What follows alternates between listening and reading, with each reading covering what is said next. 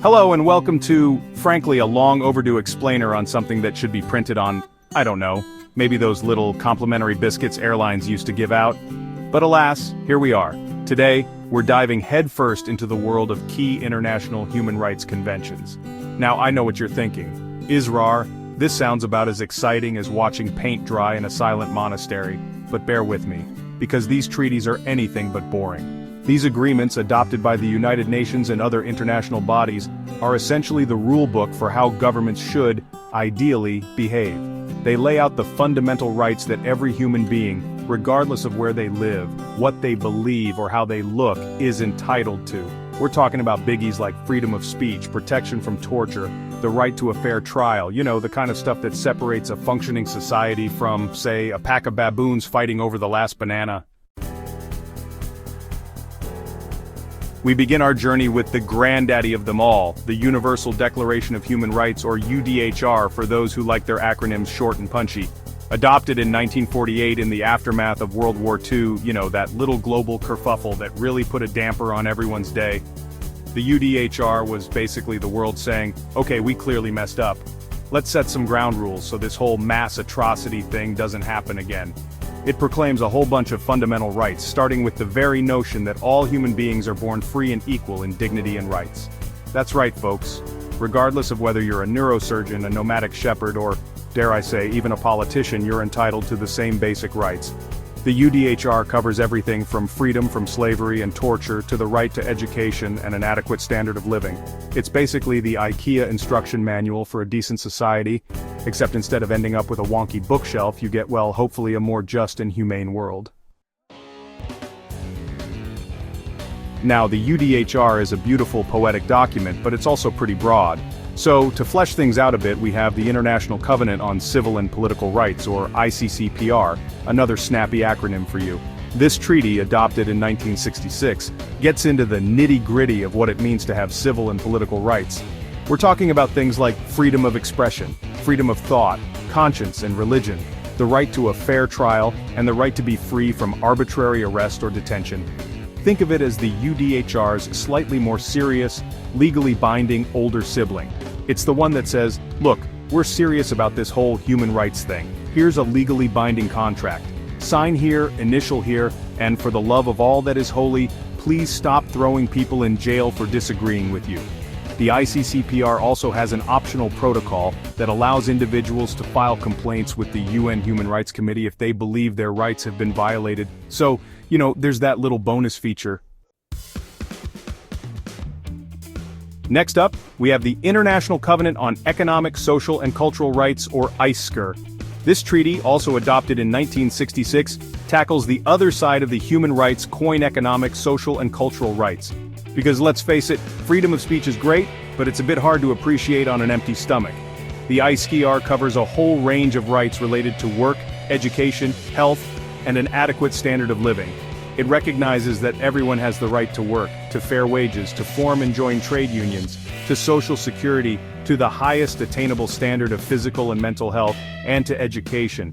Basically, it's the treaty that says, hey, having a roof over your head, food on the table, and access to healthcare isn't exactly living the high life, it's kind of the bare minimum. Chapter 4. CEDAW. Smashing the Patriarchy, one treaty at a time. Now let's talk about a treaty that's near and dear to my heart, and hopefully yours too, unless you're, a fan of outdated gender roles and systemic inequality. I'm talking about the Convention on the Elimination of All Forms of Discrimination Against Women, or CEDAW. Adopted in 1979, CEDAW is basically a big, bold, and long overdue screw you to the patriarchy. It recognizes that women have been historically disadvantaged and discriminated against. And it sets out to rectify that by ensuring gender equality and prohibiting discrimination against women in all spheres of life. We're talking about everything from education and employment to political participation and access to healthcare. CEDAW is basically the treaty that says, hey ladies, you're capable of amazing things, so go out there and shatter those glass ceilings. Chapter 5, Cat, Torture. It's not cool, guys, seriously. Alright, let's move on to a topic that's a bit, shall we say, heavier. We're talking about the Convention Against Torture and Other Cruel, Inhuman or Degrading Treatment or Punishment, or CAT. This treaty, adopted in 1984, is pretty straightforward. Torture is bad, McKay? Like really bad.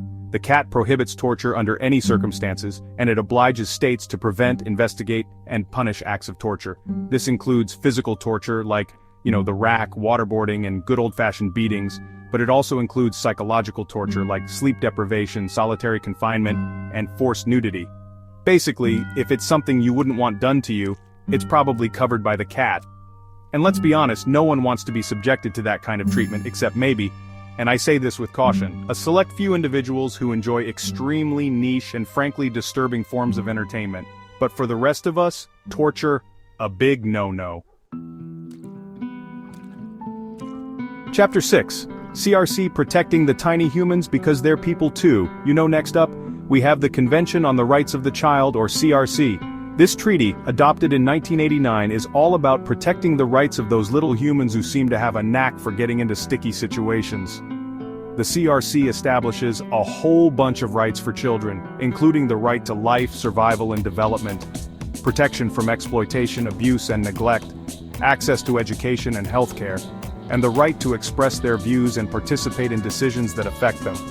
It recognizes that children are particularly vulnerable and deserve special protection, and it emphasizes the best interests of the child as a primary consideration in all actions concerning them. Basically, the CRC is the treaty that says, hey, kids are people too, and they deserve to be treated with dignity and respect. Also, maybe don't leave them alone with sharp objects or unsupervised around bodies of water. Just a thought. Chapter 7, CRPD, Inclusivity for All because disability doesn't mean inability. Moving on to the Convention on the Rights of Persons with Disabilities, or CRPD. This treaty, adopted in 2006, is all about promoting the full participation and inclusion of persons with disabilities in all aspects of life. The CRPD recognizes that persons with disabilities have the same rights as everyone else, and it sets out to remove the barriers that prevent them from fully exercising those rights. This includes ensuring accessibility to physical environments, transportation, information and communication, and promoting equality and non-discrimination. Basically, the CRPD is the treaty that says, hey, disability doesn't mean inability. So let's make sure everyone has the opportunity to reach their full potential. Chapter 8, ICERD. Let's talk about race and why discrimination has no place in the world. Now let's address the elephant in the room, or rather, the deeply ingrained societal issue that we really need to talk about more: racial discrimination. The International Convention on the Elimination of All Forms of Racial Discrimination, or ICERD, adopted in 1965, tackles this head-on. It requires states to prohibit and eliminate racial discrimination in all its forms, and to promote understanding and tolerance among different racial and ethnic groups. This includes discrimination based on race, color, descent, national or ethnic origin, and it covers all areas of life, from education and employment to housing and healthcare. Basically, the ICERD is the treaty that says, hey, judging someone based on the color of their skin or their ethnic background is about as sensible as choosing your favorite planet based on its ring system. Let's judge people based on their character, shall we?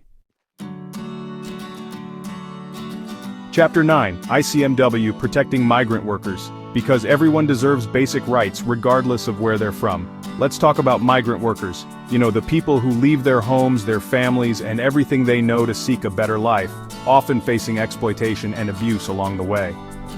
The International Convention on the Protection of the Rights of All Migrant Workers and Members of Their Families, or ICMW, adopted in 1990, aims to protect these vulnerable individuals.